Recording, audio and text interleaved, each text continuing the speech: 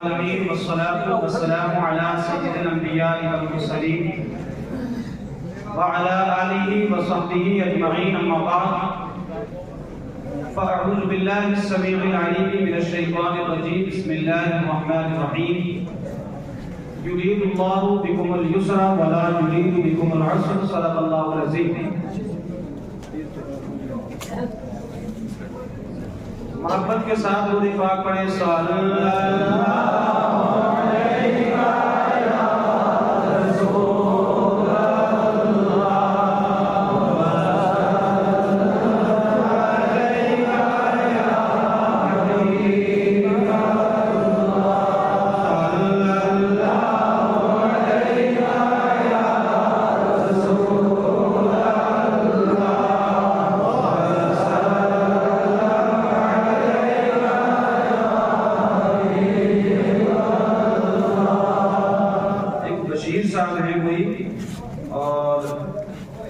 ان کا لڑکی کی شادی ہے تو آپ حضرات ان کا بھی تعاون کریں نماز کے بعد. اور ایک صاحب اور ہیں, ایک بیوہ ہے جس بچے کی عمر 2 سال ہے اور اس کی ٹانگ ٹوٹی ہوئی ہے تو 3 بار آپریشن کرایا مگر فائدہ نہیں ہوا ہے. تو نماز کے بعد ان کی بھی آپ معاونت کریں اور مسجد کے باہر جو خواتین بیٹھی ہیں ان کی بھی آپ معاونت کریں. ایک مرتبہ کہتے ہیں یا رسول اللہ. رمضان المبارک کا یہ مقدس مہینہ جو ہمارے اوپر سایہ فگن ہے, کتنی بڑی رحمتوں اور برکتوں کا حامل ہے کہ رب العالمین نے ہم سے روزے رکھوا کر ہمیں جنت کا وعدہ کیا. اس لیے فرمایا یرید اللہ بکم الیسر, اللہ تعالیٰ اوپر آسانی چاہتا ہے. اور بعض لوگوں نے یسر کا معنی جنت کیا ہے کیونکہ جنت میں ہر طریقے کی آسائش ہوتی ہے, آرام ہوتا ہے, اور جہنم میں ہر طریقے کی پریشانی ہوتی ہے. فرمایا وَلَا يُرِيدُ بِكُمُ الْعُسْرَ, اللہ تعالیٰ تم پر پریشانی نہیں چاہتا, آسانی چاہتا ہے, پریشانی. آپ کا مزاج اس طرف ہو گیا ہے, میں آپ حضرات سے گزارش کروں گا توجہ ادھر رکھیں. اور ابلا ماسٹر رشید خان صاحب آپ کے جو عطیے ہیں اس عطیے سے ایک قرآن پاک کی تفسیر لی گئی. آپ نے پیسے ٹرانسفر کیے کہ 3 کتابیں لے کر وقف کرنی ہے, اور کتنے خوش قسمت ہیں, اس سے ہم نے بخاری شریف کی 2 جلد دے دی. کتنا سبحان اللہ.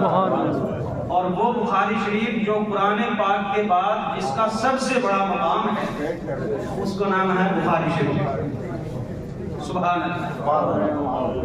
اسی بخاری سے میں چند حدیثیں آج پیش کروں گا. ثواب جو ہے آپ کو بھی ملے گا اور آپ کو سامعین کو بھی ملے گا. توجہ ہے حضرات. آقا کریم علیہ السلام نے ارشاد فرمایا الصیام جنہ, اے میرے امتیوں, اے میرے غلاموں, روزہ تمہارے لیے ڈھال ہے.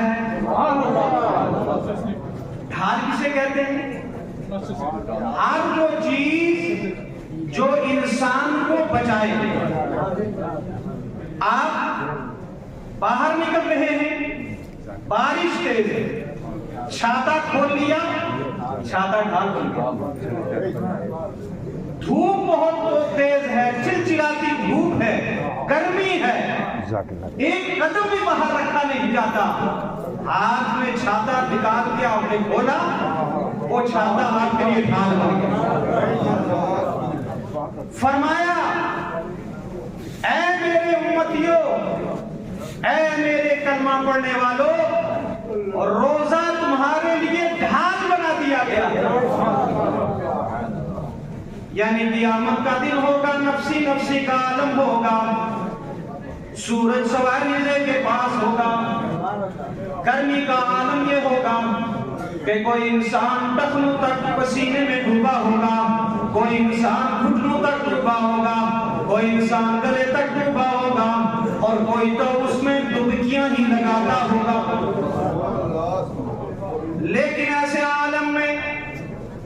بندے روزہ رکھنے والے ہوں گے اللہ تعالیٰ کے کرم سے روزہ ان کے لیے ڈھال بن جائے گا، نہ ان کو گرمی کا احساس ہوگا نہ جہنم کے عذاب کا احساس ہوگا۔ سبحان اللہ سبحان اللہ۔ روزہ تمہارے لیے ڈھال بنا دیا گیا۔ جب تم میدان محشر میں جاؤ گے، میدان محشر کی گرمی سے بھی نجات ملے گی، اور پھر جب تمہیں قصور ہوں گے، غلطیاں ہوں گی، روزہ اس وقت رب کی بارگاہ میں عرض کرے گا پروردگار عالم میں تو اس بندے کو جہنم میں نہیں جانے دوں، کیونکہ تیرے نبی نے وعدہ کیا ہے کہ روزہ تو مومنوں کے لیے ڈھال ہے، تو آج میں ڈھال بنوں گا، آج ان کو جہنم میں جانے سے روک لوں گا۔ لہٰذا اے مومنو، یہی روزہ جو ہم نے رکھا ہے یہ ہمارے لیے ڈھال بن جائے۔ لیکن کریم آقا نے فرمایا دو کام نہیں کرنے، اس حدیث پاک نے فرمایا فلا یرفث ولا یجہل، دو کام نہیں کرنے روزہ رکھے۔ ایک تو رفث کسے کہتے ہیں؟ ہر وہ چیز، ہر وہ بات جو زبان سے کہیں اور زبان سے وہ بات اچھی نہ نکلے، بیہودہ بات۔ 3137 گاڑی کسی کی ہے، وہ راستے میں لگ گئی ہے، اگر وہ یہاں بیٹھے ہیں وہ فوراً اپنی گاڑی سائڈ کریں، لوگوں کا وہاں عمل رکھتا ہے۔ فلا یرفث، وہ انسان روزے کو برباد نہ کرے۔ کس بنیاد پر؟ کبھی تو چغلی کر کے، کبھی غیبت کر کے، کبھی کسی کی برائی کر کے، کیونکہ قرآن پاک نے فرمایا أَيُحِبُّ أَحَدُكُمْ أَن يَأْكُلَ لَحْمَ أَخِيهِ مَيْتًا فَكَرِهْتُمُوهُ وَاتَّقُوا اللَّهَ إِنَّ اللَّهَ تَوَّابٌ رَحِيمٌ۔ کیا تم میں سے کوئی اس بات کو پسند کرتا ہے کہ وہ اپنے مردہ بھائی کے گوشت کو کھائے؟ قرآن پاک نے فرمایا اس کو ناپسند کرتے ہو، تو جب اس کو ناپسند کرتے ہو تو پھر تم اللہ سے ڈرو، کسی مومن بھائی کی چغلی مت کرو، اس کی غیبت نہ کرو، اس کی برائیاں بیان نہ کرو۔ اگر تم یہ کرو گے تو پھر روزہ بظاہر تو تمہارا ہو جائے گا، لیکن روزے کی نورانیت تمہیں نصیب نہیں ہوگی۔ پھر کریم آقا نے فرمایا وَلَا يَجْهَلْ، جہالت والے کام نہ کرو روزہ رکھا۔ کیا ہے اسی کی تفسیر جو اسی کے حاشیے میں بخاری شریف میں فرمایا، جہالت والے کام یہ ہیں کہ اگر روزے کی حالت میں آپ کا بچہ، آپ کی بچی، بیوی، باپ، ماں، کوئی بھی دنیا سے رخصت ہو جائے تو جہالت والے دور میں سینہ پیٹا جاتا تھا، بال نوچے جاتے تھے، گریبان پھاڑے جاتے تھے، نوحہ کیا جاتا تھا۔ تو کریم آقا نے فرمایا ایسا نہ کرنا، اگر تم ایسا کرو گے تو روزے کی نورانیت ختم کر دی جائے گی۔ اور پھر کریم آقا صلی اللہ علیہ وسلم نے ارشاد فرمایا فَإِنِ امْرُؤٌ قَاتَلَهُ أَوْ شَاتَمَهُ فَقُلْ إِنِّي صَائِمٌ مَرَّتَيْنِ، اگر کوئی بندہ آپ سے لڑائی کرے یا آپ کو گالی گلوچ کرے تو آپ نے اس سے لڑائی کے بجائے، اس کی گالی کے جواب کے بجائے آپ نے یہ جملہ کہنا ہے۔ کہنا ہے آپ نے، کہو گے اگر وعدہ کرو میں بتاؤں گا کیا جملہ کہنا ہے؟ انی صائم، میں تو روزہ دار، میں تو روزہ دار، تو مجھے مار چکا ہے، میں تجھے ماروں گا نہیں، تو نے مجھے گالی دی ہے، میں تجھے گالی کا جواب نہیں دوں گا، اس لیے کہ میرے کریم آقا نے فرمایا ہے جو بندہ تم سے لڑائی کرے، جو بندہ تمہاری گالی گلوچ کرے تمہارے ساتھ، اس کے جواب میں تمہیں ایک ہی جملہ کہنا ہے انی صائم، اور میں نہ تیرے ساتھ لڑائی کرنے والا ہوں، نہ تیری اس گالی کا جواب دینے والا ہوں، میں یہی کہنے والا ہوں کہ میں تو روزے دار ہوں۔ آج اس پر عمل ہوتا ہے؟ کہاں ہوتا ہے؟ تھوڑا سا اگر گاڑی ساتھ لگ گئی، غلطی سے ساتھ لگ گئی تو اس کی نانی دادی کر دیتے تھے۔ آپ نے صبر نہیں سیکھا، روزہ میں صبر سیکھا۔ اگر اس عالم میں آپ نے صبر کیا اور روزے کی جو حقانیت ہے اس کو حاصل کرنے کی غرض سے صبر کیا تو رب تبارک و تعالی فرماتا ہے ان اللہ مع الصابرین، اللہ تعالیٰ کو صبر کرنے والوں کے ساتھ۔ اور پھر کریم آقا صلی اللہ علیہ وسلم نے بڑا پیارا جملہ ارشاد فرمایا، والذی نفسی بیدہ، اس ذات کی قسم جس کے قبضہ قدرت میں مجھ محمد کی جان ہے۔ یا رسول اللہ آپ تو ویسے ہی فرما دیتے تو ہم غلام آپ کی باتوں پر یقین کر لیتے، لیکن کریم آقا نے رب کی قسم کھا کر ارشاد فرمایا، مجھے اس رب العزت کی قسم ہے، لخلوف فم الصائم اطیب عند اللہ من ریح المسک والزعفران۔ خلوف خالی سے بنا ہے، صائم روزہ رکھنے والا، اور روزہ رکھنے والے کے منہ کی بو کھانے پینے کی وجہ سے جو ترک کر دیتا ہے اس کی وجہ سے معدہ سوکھ گیا اور معدے سے عجیب قسم کی بو آنے لگی، تو کریم آقا فرماتے ہیں تمہارے رب کے ہاں وہ بو مشک و عنبر سے زیادہ پسندیدہ۔ یہ حدیث پاک آپ نے سنی ہے، لیکن اس کی وضاحت تھوڑی سی میں کرنا چاہتا ہوں۔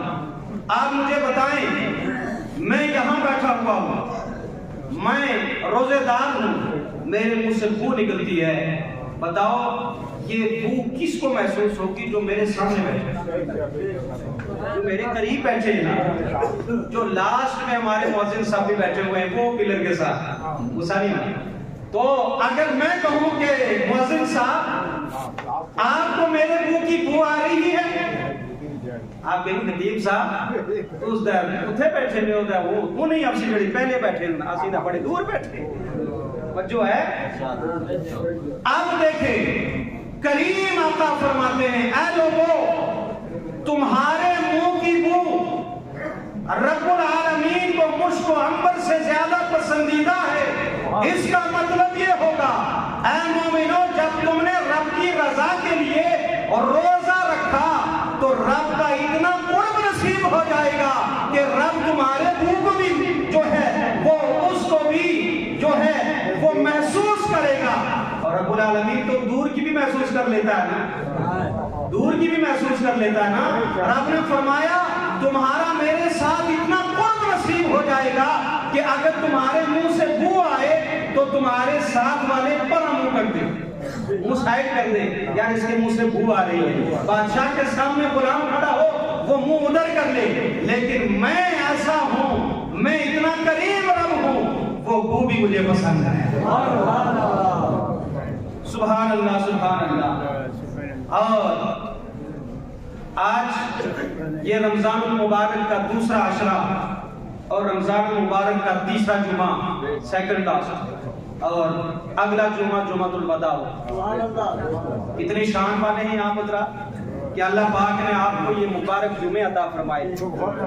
اس مبارک مہینے کی قدر کرو۔ ایک حدیث پاک اور میرے ذہن میں آتی ہے، اس کے بعد اعتکاف کی چند باتیں، اور اس کے بعد صدقہ فطر کے تعلق سے اگلے جمعے کو بیان کیا جائے گا۔ کریم آقا علیہ السلام نے ارشاد فرمایا جب قیامت کا دن ہوگا تو اللہ تعالیٰ کی طرف سے ندا آئے گی، روزے دار کہاں ہیں؟ کھڑے ہو جائیں۔ آقا فرماتے ہیں لا يدخل منه الا الصائم، ان کھڑے ہونے والوں میں روزے داروں کے سوا کوئی نہیں کھڑا ہوگا۔ اگر اس وقت میں کہوں کون ہے جس نے روزہ نہیں رکھا، تو جس نے نہیں رکھا ہوگا وہ بھی کھڑا نہیں ہوگا، کیا بےزتی ہوتی ہے۔ لیکن وہ قیامت کا دن ہوگا جس میں کوئی دھوکہ نہیں چلنے والا، کوئی فراڈ چلنے والا نہیں، وہاں پر جو روزے دار ہوں گے وہی کھڑے ہوئے۔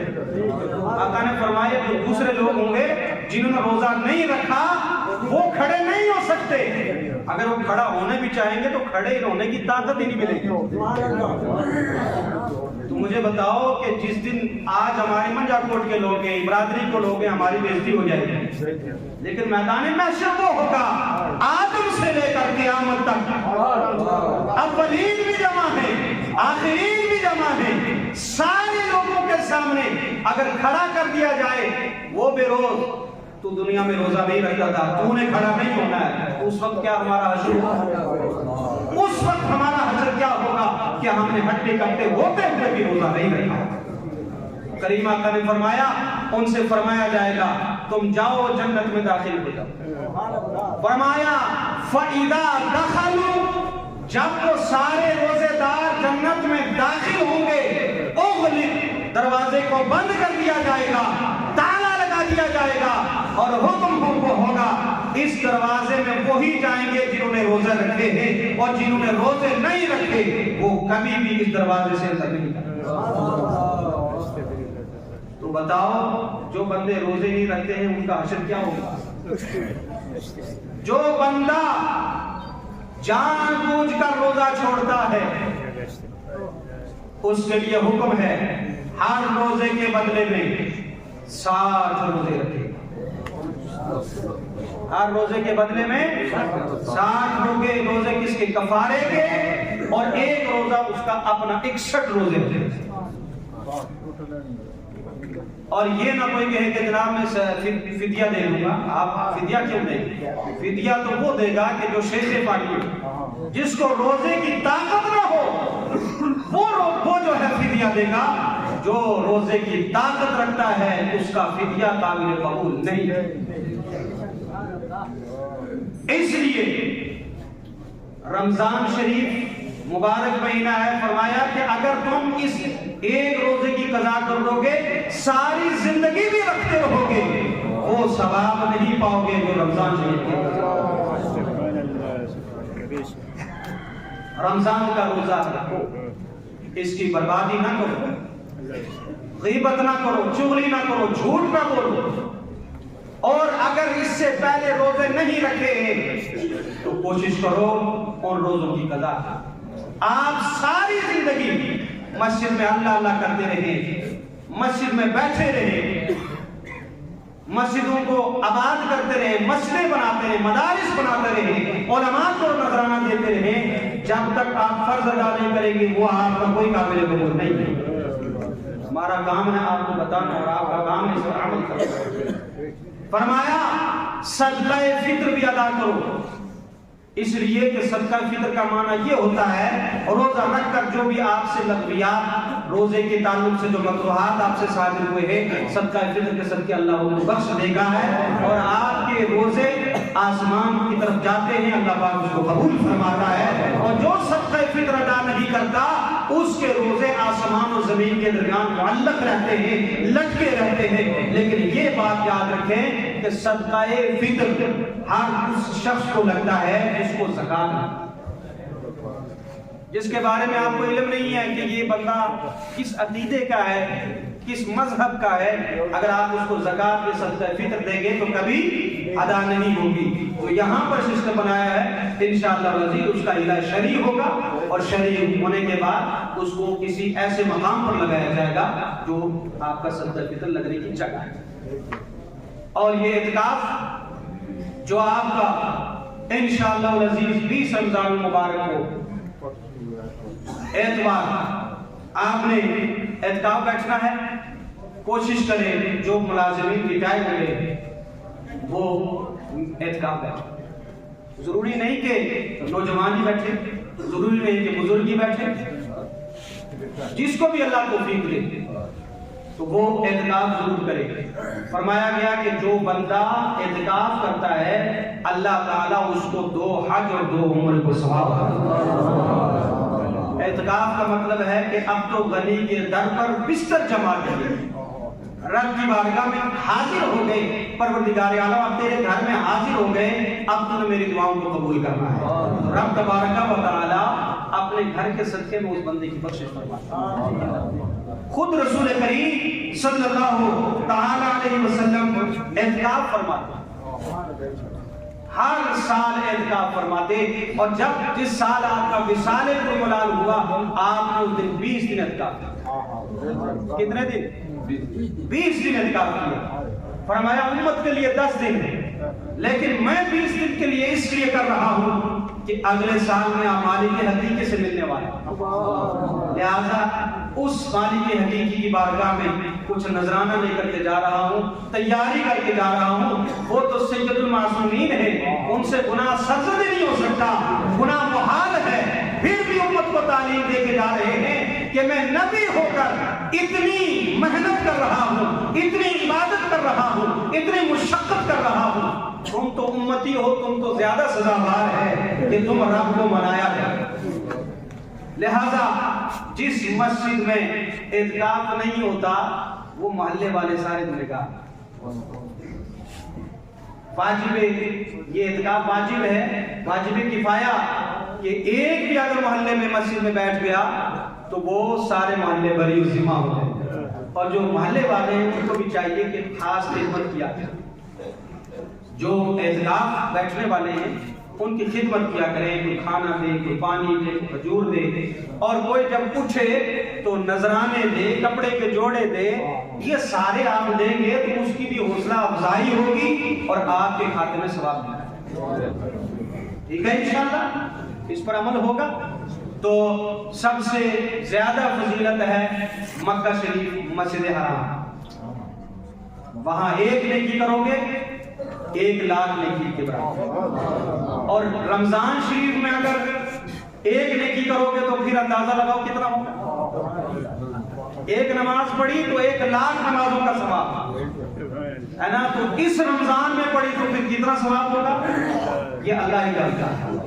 اور پھر اس سے زیادہ فضیلت فرمایا تمہاری جو جامع مسجد ہیں، اللہ پاک جامع مسجد میں زیادہ ثواب عطا۔ پھر اس کے بعد محلے کی مسجد، درجہ بدرجہ جو مساجد ہوتی ہیں اس میں اعتکاف بیٹھنا چاہیے، اور جو اعتکاف بیٹھے وہ لغویات سے بچا رہے، موبائل سوشل میڈیا کا استعمال، خاص کر نوجوان آج بیٹھتے ہیں بڑی خوشی سے بیٹھتے ہیں، کہا دفعہ لڑسی، لیکن مسجد ہے تو بس چلا رہے ہیں، فیس بک یوٹیوب یہ نہ چلائیں، مسجد میں بیٹھے ہیں، ضرورت کا فون لیں، بات کی، کوئی ضرورت کی چیز منگانی ہو، باقی تسبیح تعلیم میں مشغول رہیں، تلاوت قرآن میں مشغول رہیں، اور نوافل میں مشغول رہیں، اور ہو سکے تو اپنی قضائے عمر جتنی آپ کی قضا ہو گئی ہیں ان کو ادا کرتا ہے۔